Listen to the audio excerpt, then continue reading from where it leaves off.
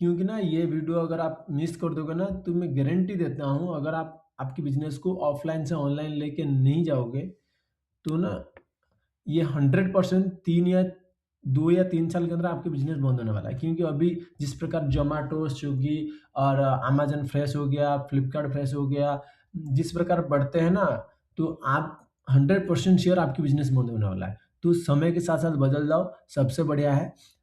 ऐसा ऑफ़लाइन से ऑनलाइन जाने के लिए कोई मतलब रॉकेट साइंस का काम नहीं है। बहुत सिंपल स्टेप बताऊँगा और आप उसको फ़ॉलो कर लेते हो बिल्कुल फ्री के अंदर, लगभग ना की इन्वेस्टमेंट है। तो अगर फ़ॉलो कर लेते हो ना तो मैं गारंटी देता हूँ, तो आप आपकी ऑफ़लाइन बिज़नेस को ऑनलाइन लेके जाओगे और उससे कस्टमर लाओगे और ये हमेशा के लिए चलता रहेगा। आपके बिज़नेस कभी बंद नहीं होगा, ना आपके बिज़नेस में कस्टमर की कमी होगी। सबसे पहले स्टार्ट करते हैं, ये वीडियो बिल्कुल रॉ वीडियो है कि कोई इसमें कट वगैरह नहीं होगा, ठीक है? कोई इसमें स्क्रिप्टेड नहीं है, जो मन में आएगा बोल दूँगा, ठीक है? आप अगर आपके पास टाइम है 15 से 20 मिनट तो आप पेशेंस रख के बैठ के वीडियो को देखिए। मैं गारंटी देता हूँ वीडियो के लास्ट में ना आप कमेंट करके जाओगे, बहुत काम का वीडियो था भाई, पहले क्यों नहीं बताया? ठीक है?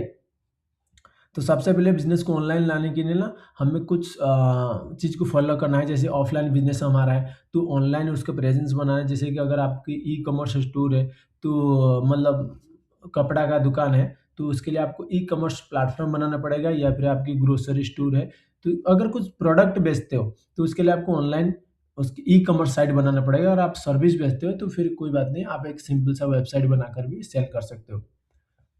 दूसरी हो गया मार्केटिंग स्ट्रैटेजी आपको बनाना पड़ेगा। जैसे कि आप ऑफ़लाइन में बनाते हो, पैम्पलेट शेयर करते हो, उसी प्रकार की मार्केटिंग स्ट्रैटेजी अलग होता है। कस्टमर को सपोर्ट देना होगा, कस्टमर की अगर कुछ क्वेश्चन रहेगा, कुछ इंक्वायरी रहेगा, उसको देना पड़ेगा। नेक्स्ट डिजिटल प्रेज़ेंस को और सेल को इंक्रीज़ करना है। यहीं पर बैठ के मत रह जाना ऑनलाइन मेरा तो बिज़नेस आ गया, अब नहीं। कैसे ऑनलाइन कस्टमर आएँगे, ग्राहक आएँगे, क्योंकि आजकल ना 80% लोग कुछ भी खरीदने से पहले गूगल में जाकर सर्च करते हैं, best AC service centre near me, best dental clinic near me, best grocery store near me, best cake shop near me, सब कुछ नियर मी चाहिए उनको, ठीक है? तो सबसे पहले आपको ऑनलाइन प्रेज़ेंस में आने के लिए सबसे पहला काम करना है, आपको वेबसाइट बनाना है, ठीक है? वेबसाइट आप 2 तरीके से बना सकते हैं, जैसे कि यहाँ पर मैंने बताया, आप वर्डप्रेस, विक्स और भी बहुत से प्लेटफ़ॉर्म हैं, तो आप उसको यूज़ करके होस्टिंगर का जो एआई बिल्ड वेबसाइट है, तो उसको यूज़ करके आप बना सकते हो। ये लगभग आपको ₹2000 में ये आपकी बिज़नेस वेबसाइट बन के पूरा रेडी हो जाएगा। अगर आप हमसे बनाना चाहते हो, तो आप हमसे कॉन्टैक्ट कर सकते हो। नंबर आपको, ये क्यूआर कोड आपको शो होता होगा। इस क्यूआर कोड से आप मैसेज कर देना, व्हाट्सएप की क्यूआर कोड है, तो हम आपको कॉन्टैक्ट कर लेंगे। मैं आपको यही बोलूँगा कि आप खुद ही बना लो, क्योंकि इसमें कोई रॉकेट साइंस नहीं है। 1-2 वीडियो देखोगे ना वेबसाइट कैसे बनता है, तो आप बना लोगे। आधा घंटा, 1 घंटा दोगे ना तो बन जाएगा, ठीक है? अगर आप इतना हेडेक लेना नहीं चाहते, तो फिर कोई बात नहीं, डेवलपर को हायर कर सकते हो।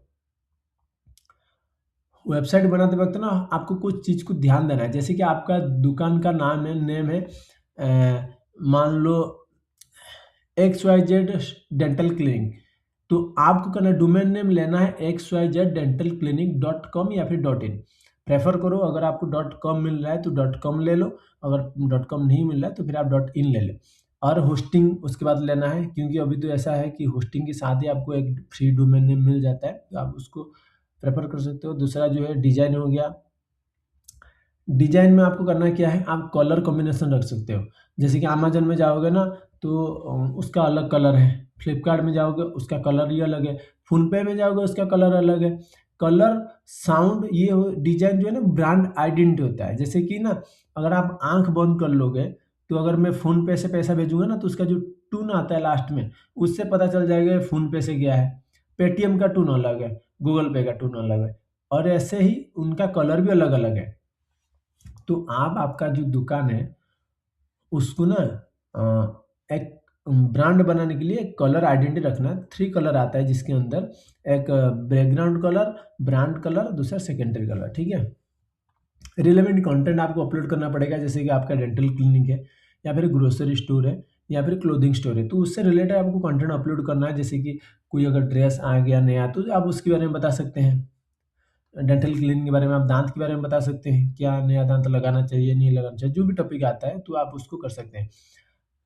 चौथी बात पर आपको सॉरी 5th नंबर बात है, आप ध्यान देना मोबाइल फ्रेंडली आपकी वेबसाइट होनी चाहिए, क्योंकि आजकल हर कोई ना मोबाइल में दिखता है, ठीक है? 70% लोग तो मोबाइल में यूज़ करते हैं, तो आपको मोबाइल फ्रेंडली आपकी जो भी है वो होना चाहिए वेबसाइट। 6 नंबर पे है एसईओ।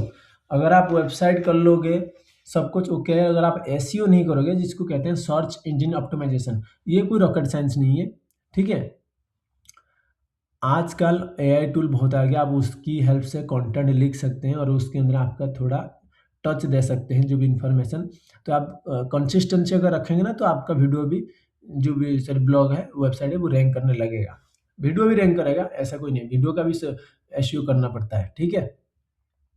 इसके बाद आ गया सोशल मीडिया प्रेजेंस। वेबसाइट तो ज़रूरी है, ऐसा मत वेबसाइट स्किप मत करना। वेबसाइट बोल देना कि वेबसाइट नहीं होगा, सोशल मीडिया चल जाएगा, कुछ नहीं चलेगा। वेबसाइट बनाना पड़ेगा, क्योंकि आपको ऐसा नहीं है लाख-लाख रुपए देके आपको वेबसाइट बनाना पड़ेगा, ठीक है? 2-3 हज़ार में हो जाता है वेबसाइट। आप 50-60 लाख 50-60 हज़ार रुपए दे के दुकान बनाते हो, तो वेबसाइट नहीं बना सकते हो। दूसरी बात ये है, सोशल मीडिया प्रेज़ेंस आपको सबसे पहले ना आपको दिखना पड़ेगा, आपका जो बिज़नेस नेचर है, वो कौन-सी सोशल मीडिया में सूट कर रहा है। जैसे कि फॉर एग्ज़ाम्पल आपकी क्लोथिंग है, तो क्लोथिंग के लिए आप इंस्टाग्राम को प्रेफ़र करोगे, ठीक है? क्योंकि वहाँ पर ज़्यादा उसी प्रकार के लोग आते हैं, जो टीन एज है, वो आते हैं। अगर आपकी कुछ अलग चीज़ है, तो आप फेसबुक को टारगेट कर सकते हैं। अलग का इन द सेंस कुछ गलत नहीं है, लेकिन जैसे प्रोडक्ट हो गया, हर्बल टी वगैरह, ऐसा कुछ हो गया, तो आप देख सकते हैं। जैसे कि पिंटरेस्ट में हो गया कि अब वो वहाँ पर लेडीज़ लोग ज़्यादा आते हैं। 90% लोग पिंटरेस्ट में, अगर आपका कोई फीमेल से रिलेटेड प्रोडक्ट है, तो आप पिंटरेस्ट को टारगेट कर सकते हैं। जैसे स्नैपचैट हो गया, स्नैपचैट में वो ज़्यादा जेन ज़ी लोग आते हैं, मतलब जेन ज़ी जो जिनका उम्र वही 18, 20, 22 उसके अंदर का आते हैं। तो अगर आप उनसे रिलेटेड गेमिंग का कोई प्रोडक्ट है, तो आप उनको टारगेट कर सकते हैं। जैसे कि प्रोफ़ेशन के लिए आप लिंक्डइन, ठीक है? तो आपको उसी हिसाब से टारगेट करना है, ठीक है? प्रोफ़ाइल इन्फॉर्मेशन तगड़ा देना है, ठीक है? और ऑडियंस आपको डिफाइन करना है, आपकी ऑडियंस कौन है, ठीक है? उसके बाद आता है ना, तो आप रेगुलर पोस्टिंग करो, जो भी पोस्टिंग करो, आप एक टाइम बना लो, मेरे को हफ़्ते में 3 दिन या 4 दिन पोस्ट करना है, हफ़्ते में 1 या 2 पोस्ट करना है, उसको मेरे को करना ही करना है, कुछ भी हो जाए। तो उसको आप ज़रूर पोस्ट करें, वीडियो, रील, इन्फोग्राफिक या फिर टेक्स्ट फ़ॉर्मेट में, सब कुछ आपको रेगुलर करना ही पड़ेगा। जब तक आप दिखोगे नहीं, तब तक बिकोगे नहीं, सीधी-सी बात है। ऑडियंस एंगेजमेंट, अगर आपको कोई रिप्लाई में देता है कि प्राइस पूछता है या फिर क्वेश्चन करता है आपकी प्रोडक्ट या सर्विस से रिलेटेड, तो आपको करना क्या है, उससे तुरंत विदिन 24 आवर्स के अंदर ना आपको रिप्लाई देना है, ठीक है? दूसरी बात हो गया, प्रोफाइल इन्फॉर्मेशन को आपको ऑप्टिमाइज़ेशन करना है और सही प्लेटफ़ॉर्म आपको चूज़ करना है, ठीक है? और एक ब्रांड विज़िबिलिटी आपको बनाना है, जैसे कि आपको एक ब्रांड रिप्रेज़ेंट करना है। ऐसा नहीं कि लोकल, लोकल में अगर करोगे तो भी सही है, लेकिन लोकल ब्रांड होना चाहिए। इसके बाद आता है ई-कॉमर्स प्लेटफ़ॉर्म कैसे बनाएँ? तो इसके लिए ना आप 2-3 वेबसाइट है, तो आप उसको यूज़ कर, शॉपिफ़ाई हो गया सबसे पॉपुलर जो ई-कॉमर्स के लिए। इसके अंदर ना आपको रेंट के हिसाब से देना पड़ेगा, पर मंथ 1800 रुपए के आस-पास कुछ आता है, तो प्लान के हिसाब से 1800 से स्टार्ट है, मेरे को लगता है, तो आप चेक कर लीजिएगा। तो शॉपिफ़ाई पर आप अपना वेबसाइट बना सकते हैं, या फिर वूकॉमर्स, वर्डप्रेस हो गया, तो उसके अंदर बना सकते हैं। अमेज़न का फ्री में बनता है मार्केट प्लेस में, तो आप वहाँ पर लिस्टिंग भी कर सकते हैं, लेकिन अमेज़न से भी बना सकते हैं।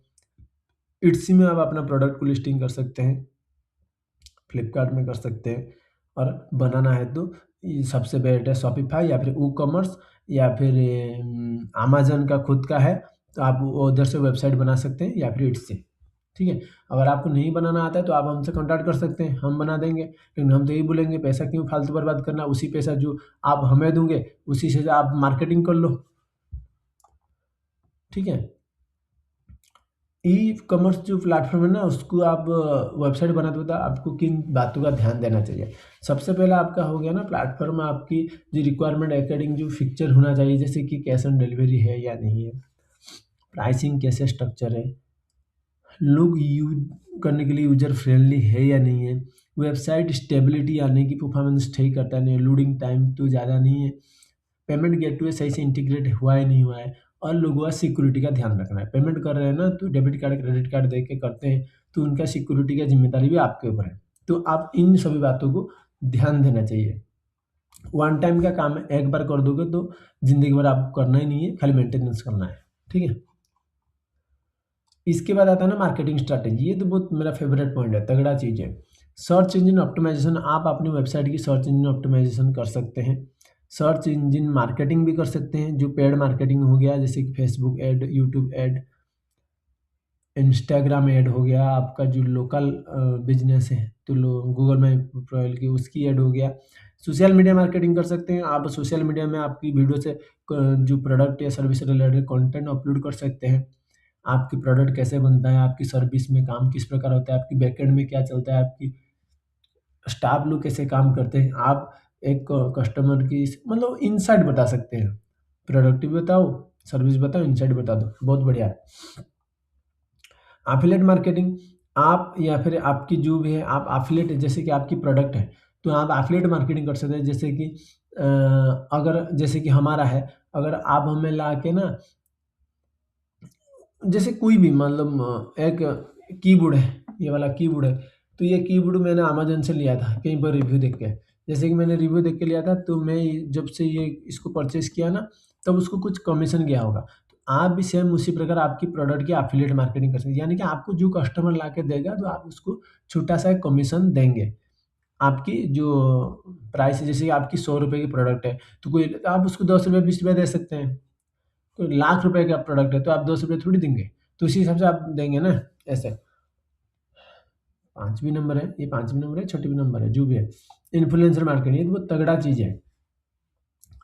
इन्फ्लुएंसर मार्केटिंग क्या है ना, आपके लोकल एरिया में जो भी इन्फ्लुएंसर है, आप उनसे कॉन्टैक्ट करो, क्योंकि आपकी उनके पास जो ऑडियंस है ना, तो अगर वो एक बार आपकी प्रोडक्ट को प्रमोट कर देंगे ना, तो वो सारा ऑडियंस आपका हो जाएँगे। सारा तो नहीं होंगे तो, लेकिन उसके अंदर तो 70-60% तो आपका हो ही जाएँगे, बहुत कम कॉस्ट के अंदर।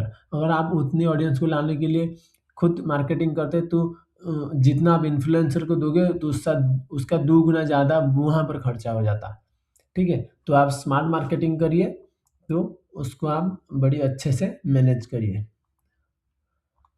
मार्केटिंग स्ट्रैटेजी करते वक़्त ना आपको किन बातों का ध्यान देना चाहिए, इफ़ेक्टिव जो स्ट्रैटेजी है, तो उसके लिए आपको करना क्या है, आपका जो भी कैंपेन होता है या फिर वीडियो होता है, उसको ऑप्टिमाइज़ेशन करो। जैसे कि वो रैंक करेगा, या फिर अगर ऐड है तो उसको ऑप्टिमाइज़ेशन करो, ताकि वो, ये आप सारा काम खुद कर सकते हो। मैं पहले आपको बता देता हूँ। 2-3 वीडियो देखोगे ना, ये कर सकते हो। स्केल करने के लिए हो सकता है आप किसको हायर करो, वो अलग बात है। लेकिन स्टार्टिंग तो आप खुद कर सकते हो। ठीक है? मैट्रिक्स मैट्रिक्स यानी कि आप उसको पता करो, मॉनिटर करो कि कैसा जा रहा है, कैसे क्या हो रहा है, नहीं हो रहा है। चैनल्स, जैसे कि हमने बताया कि आप यूट्यूब चुनोगे या फिर फेसबुक या फिर इंस्टाग्राम, वो है। बजट, आप पर डे कितना बजट लगाओगे, ₹200, ₹300, 500, 1000 जो भी है।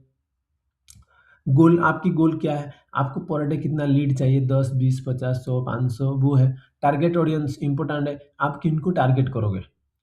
तो एक ऐड रन करने से पहले ना आपको इन सारी बातों को ध्यान देना चाहिए।